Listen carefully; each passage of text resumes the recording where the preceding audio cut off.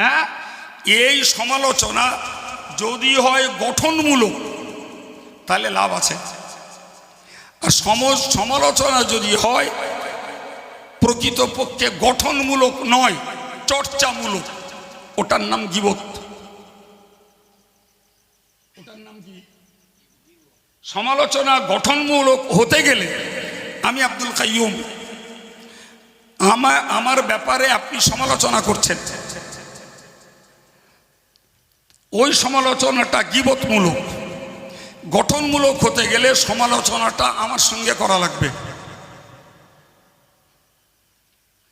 এই আল্লাহর ভয়ের ঝুঁকি আমরা কেউ নেই,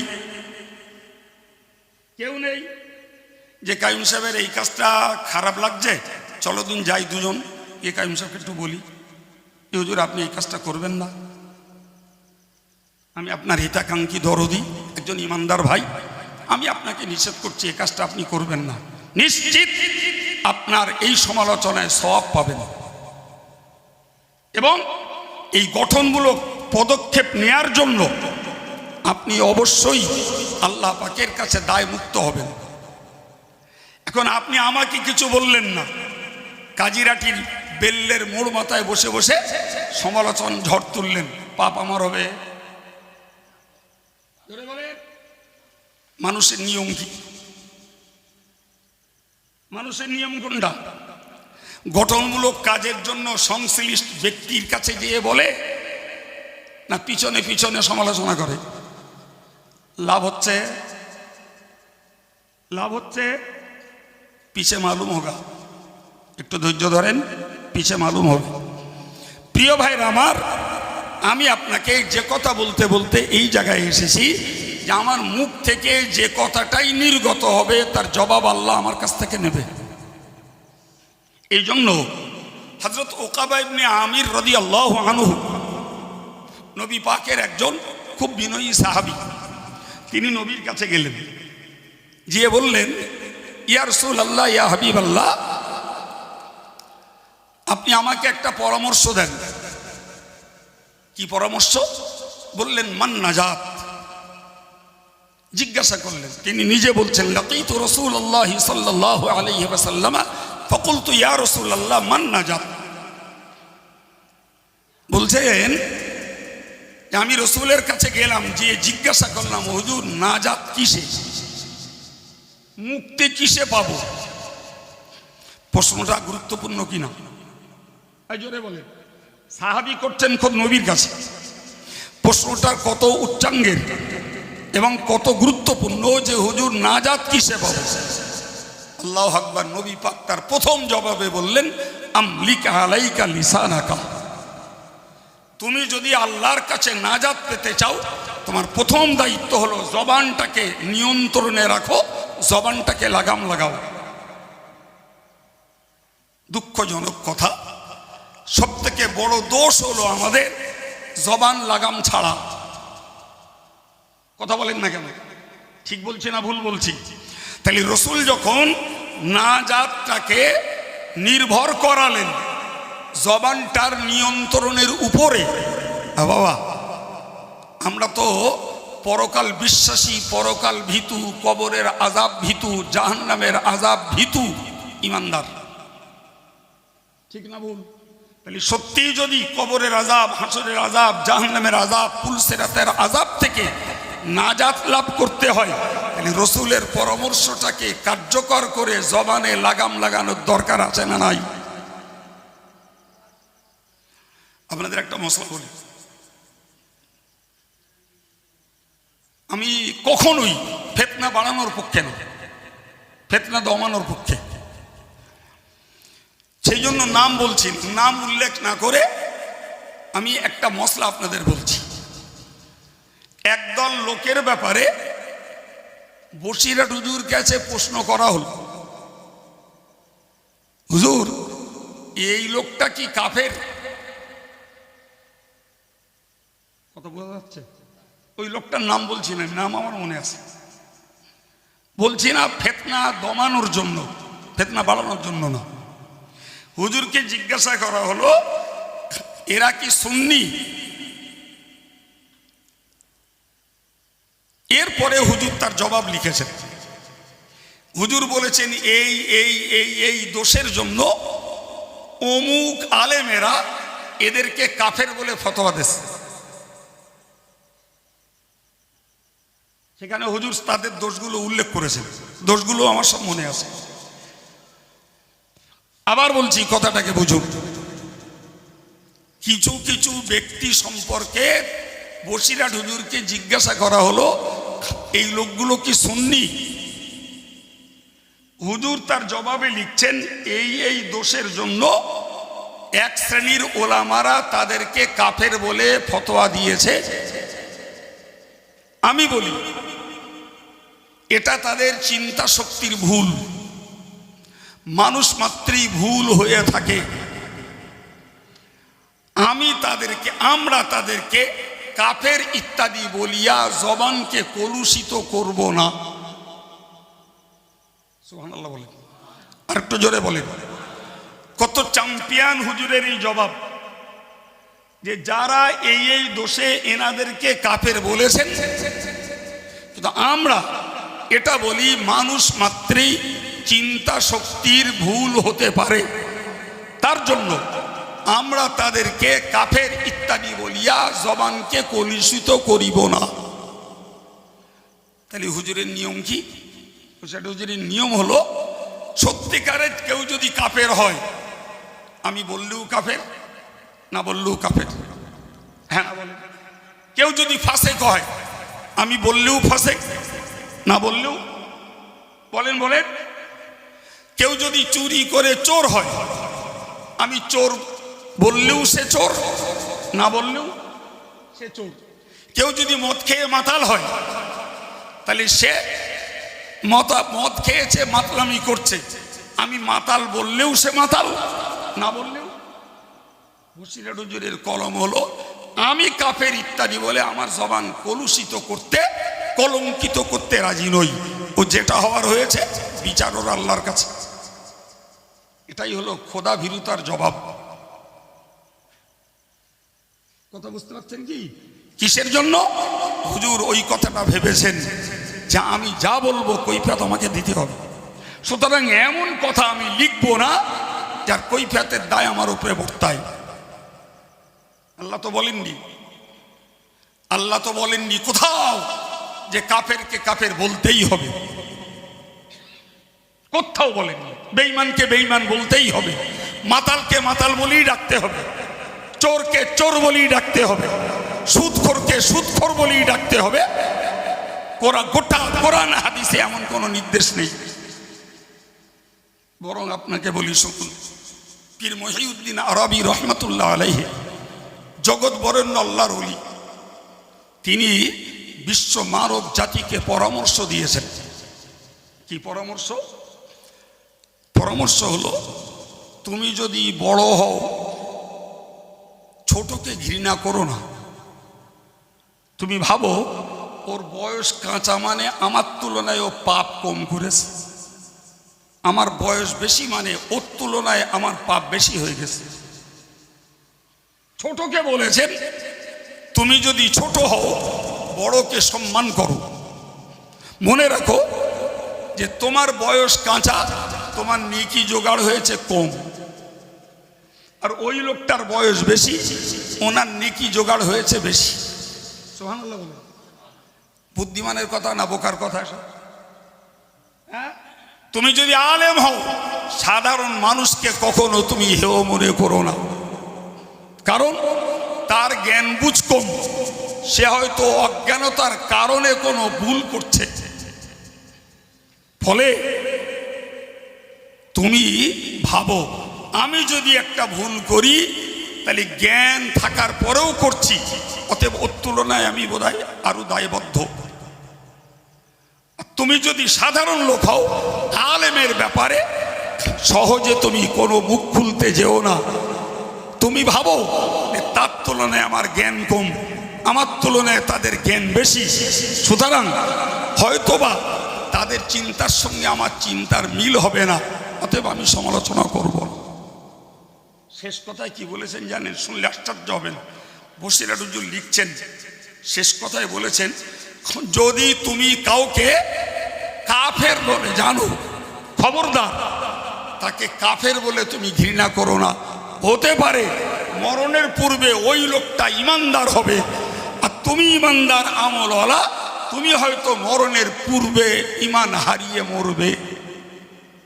তখন তোমার তুলনায় ওই লোকটা আল্লাহর কাছে ভালো হবে।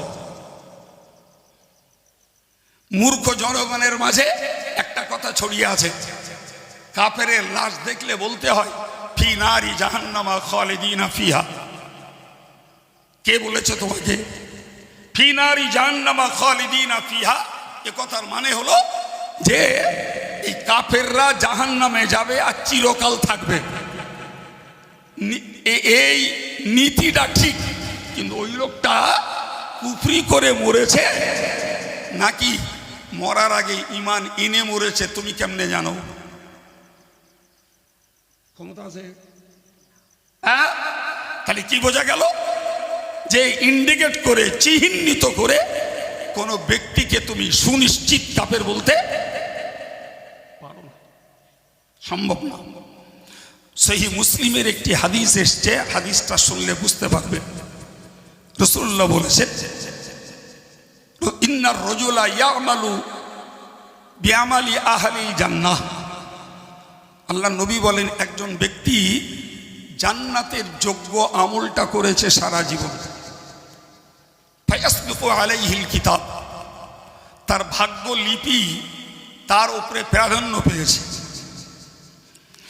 তো লোকটা সারা জীবন ভালো কাজ করেছে, জান্নাত মুখও কাজ করেছে, কিন্তু তার ভাগ্য লিপি তার উপরে প্রাধান্য পেয়েছে। ফলে শেষ বেলাতে লোকটা জাহান্নামী হয়ে মরেছে। ঠিক উল্টো, ইন্না রাজুলা লা ইয়ামালু বিআমালি আহলিন নার, একজন ব্যক্তি মৃত্যুর পূর্বে সারা জীবনটা জাহান্নামমূলক কাজ করেছে। ফায়াসবিকু আলাইহিল কিতাব, তার ভাগ্যলিপি তার উপরে প্রাধান্য পেয়েছে। ওই লোকটা মৃত্যুর পূর্বে জান্নাতের যোগ্য আমল করে জান্নাতের অধিবাসী হয়ে যাবে। এর একটা বাস্তব ঘটনা শুনুন। একজন সাহাবী জিহাদের ময়দানে ইসলামের পক্ষে লড়াই করছে, ইসলামের পক্ষে লড়াই করছে। তো বাকি অন্যান্য সেনা সাহাবীরা নবীর কাছে এসে বলছেন, ইয়া রাসূলুল্লাহ, ও অমুক সাহাবী ভীষণ বীর বিক্রমে লড়াই করছে এবং কাফেরদের মেরে খান খান করে দিচ্ছে। ইয়া রাসূলুল্লাহ, আমরা এসেছি আপনার কাছে আপিল করতে, আপনি বলুন এই লোকটা জান্নাতি। কথা বোঝা গেল বাবা? খোদ সাহাবীরা দাবি করছেন, আপনি বলুন এই লোকটা জান্নাতি। নবী চট করে বলে দিলেন, হুয়া ফিন নার, ওই লোকটা জাহান্নামী। বিষয়টা মজার না? সাহাবীরা তার আমল, তার ত্যাগ, তার সাধনা এবং তার বীরত্ব দেখানোর বিনিময়ে রসুলের কাছ থেকে এই কথাটা আদায় করতে চাচ্ছিল যে আমাদের বয়ানের ভিত্তিতে রসুল বলুন ওই লোকটা জান্নাতি।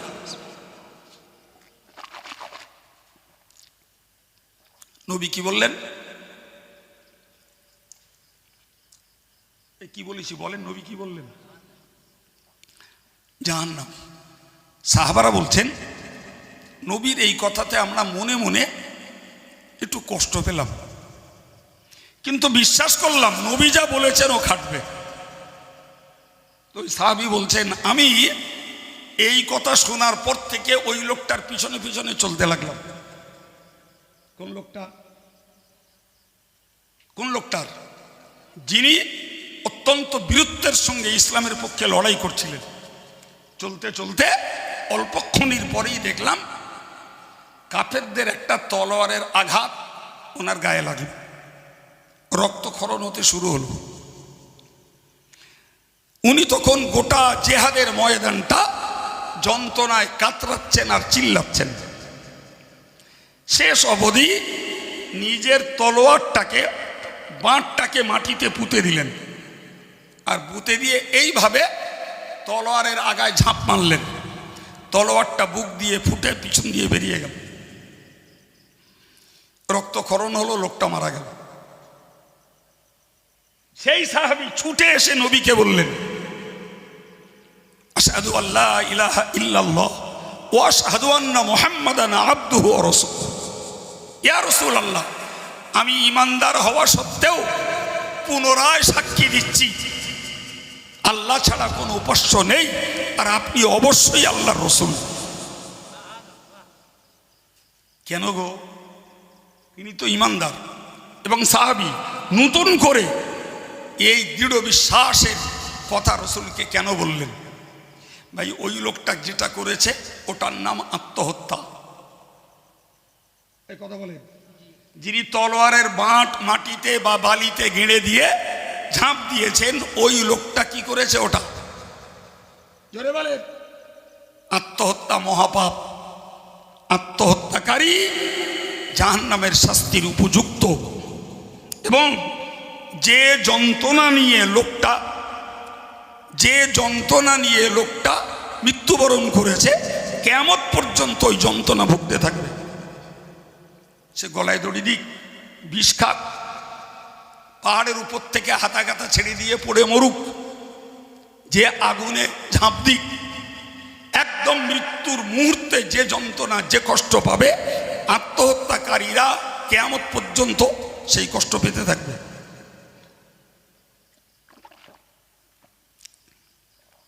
নবী কি বলেছেন? লোকটা নবীর কথা খেটেছে না খাটেনি? এই জন্য মুহাক্কিক ওলামা এবং বিদগ্ধ পীর ওলিদের বক্তব্য হলো, কারোর বাহ্যিকটা দেখে তোমরা জানো তাকে ওই নামে অভিহিত করো না। হতে পারে ও তোমার থেকে ভালো, এবং শেষ অবধি আল্লাহর কাছে হয়তো ভালো বলেই বিবেচিত হবে। আমি কথার পৃষ্ঠে কথা বাড়তে বাড়তে এই পর্যন্ত এসেছি। মূল কথা বলছিলাম, জবানে লাগাম লাগাতে হবে। লাগালে কি হবে বাবা? কি হবে? জবানটাকে নিয়ন্ত্রণে রাখতে পারলে রসুল কি বলেছেন? তোমার রেহাই হবে, তোমার নাজাত হবে, আল্লাহর কাছে তোমার মুক্তির পথ বেরোবে। সুবহানাল্লাহ বলে। তাহলে এই উল্টোটা বোঝা যায় যে জবান যত লম্বা হবে আমাদের জন্য নাজাতটা ততই কঠিন হয়ে যাবে। সম্মানিত ভাইরা আমার, আমি আপনাকে বলছি, মনে রাখুন, প্রিয় নবী সাল্লাল্লাহু আলাইহি ওয়াসাল্লাম হয় ঈদুল ফিতরের দিন অথবা ঈদুল আদহার দিন নামাজ পড়িয়ে ফিরছেন। তখন মাইকের যুগ নয়। একদল মহিলারা, তারা তাদের পর্দার ভিতরে অবস্থান করছিলেন। ওই মহিলাদের পক্ষ থেকে আওয়াজ তোলা হলো, ইয়া রাসূলুল্লাহ, ইয়া হাবিবাল্লাহ, হুজুর আপনি আমাদেরকেও একটু ওয়াজ করুন। ছেলেদের তো ওয়াজ করেছেন, আমরা তো শুনতে পাইনি, আমাদের একটু ওয়াজ করুন। আল্লাহ পাকের নবী কোনো তঞ্চু কথা না করে ওয়াজ শুরু করলেন, ইয়া মাশারান নিসা, ও নারী জাতি, তাসাদ্দাকনা, তোমরা দান করো বেশি বেশি করে। ইন্নী উরিতুকুন্না আকসারু আহলিন নার, কারণ অধিকাংশ নারীরা জাহান্নামী হবে, এই প্রতিচ্ছবি আল্লাহ আমাকে দেখিয়েছেন। কথাটা কত ভয়ঙ্কর! এ নারী জাতি, তোমরা বেশি করে দান করো। জাহান্নামের যে প্রতিচ্ছবি আমাকে দেখানো হয়েছে, অধিকাংশ দোজখবাসী, জাহান্নামবাসী কারা বাবা? নারীরা। প্রিয় ভাইরা আমার, এ নারী মানেই তো আমার মা, নারী মানে আমার বোন, নারী মানে আমার স্ত্রী, নারী মানে আমার মেয়ে, নারী মানে আমার ভাগ্নি, নারী মানে আমার ভাইজি। ঠিক না বল? তাহলে এরা যদি জাহান্নামী হয়, তাহলে এদের সঙ্গে আমার ব্লাড হেরিডিটি, এদের সঙ্গে আমার রক্তের সম্পর্ক। সুতরাং অন্য কারুর ব্যথা, দুঃখ, দরদ লাগার আগে আমার ব্যথাটা বেশি লাগবে। ঠিক না ভুল? ও ভাই, এসআইআরে যাদের নাম ডিলেটেড হয়েছে, যাদের নাম ডিলেটেড হয়েছে কারুর ভালো করে পেট ভরে খাওয়া হচ্ছে না। আমার একজন বলছে, হুজুর নাম ডিলেট হয়ে গেছে, 10 কিলো শুকিয়ে গেছে। জি, দোকান পাশারি বন্ধ, চাষবাসে মন নেই, কি হবে শেষ পর্যন্ত আল্লাহ জানে। আবার ওদিকে উড়ো উড়ো আওয়াজ আসছে যে কেন্দ্র সরকার ডিটেনশন ক্যাম্প করছে। তাহলে ডিলেটেড যারা হবে সেসব অবধি হয়তো রাষ্ট্রীয় বিচারে এদেরকে ডিটেনশন ক্যাম্পে নেওয়া হতে পারে। আচ্ছা বলেন, এরা ডিটেনশন ক্যাম্পে নিল কতদিন নিবি বাপ? বয়স তো হয়ে গেছে 40, 50, 60, 65, হয়তো কারোর 20, 30 এরম হয়ে গেছে। জি, ধরে নিলাম এই লোকগুলো আরো 10-20 বছর বাঁচবে আল্লাহর কলমে। তো যে পর্যন্ত বাঁচবে ওই পর্যন্ত তাই ডিটেনশন ক্যাম্পে নিলি তুই, রেশন কার্ড বন্ধ করলি, ব্যাংক বন্ধ করলি, গ্যাস বন্ধ করলি, সরকারি অনুদান বন্ধ করলি, কষ্ট হলো, মরে গেল, তারপরে কি করবি রা? কথা বলেন। সরকারের 14 গোষ্ঠীর ক্ষমতা আছে এরপরের কিছু করার? হ্যাঁ, বড় জোর তুই আমার পরিবারের কাছে ফিরিয়ে দিবি না, তোদের সরকারি কবরেই না হয় দাফন করলি, করোনার সময় যেরাম করেছিস তাই হলো। কিন্তু আমার মরার পরে তোর আমার উপরে তোর অত্যাচারের আর কিছু চালাবার ক্ষমতা? আচ্ছা বলেন, তাহলে একটা ইমানদার মুসলমান ডিটেনশন ক্যাম্পে গেলে বড় জোর কষ্ট, দগ্ধ এবং নিপীড়িত, লাঞ্ছিত, নিষ্পেষিত হবে তার মৃত্যু পর্যন্ত, তার বেশি? আর যদি কোনো ইমানদার মুসলমান আল্লাহ না করুন জাহান্নামের জন্য যদি বিবেচিত হয়, কোটি কোটি কোটি কোটি অনন্তকাল ধরে জাহান্নামের আগুনে ভুগতে হবে, রেহাই করতে আর ওকালতি করতে কেউ যাবে না। তাহলে এই দুনিয়ার ডিটেনশন ক্যাম্পের টেনশন বেশি হওয়া উচিত না আল্লাহর ডিটেনশন ক্যাম্প জাহান্নামের টেনশনটা বেশি হওয়া উচিত?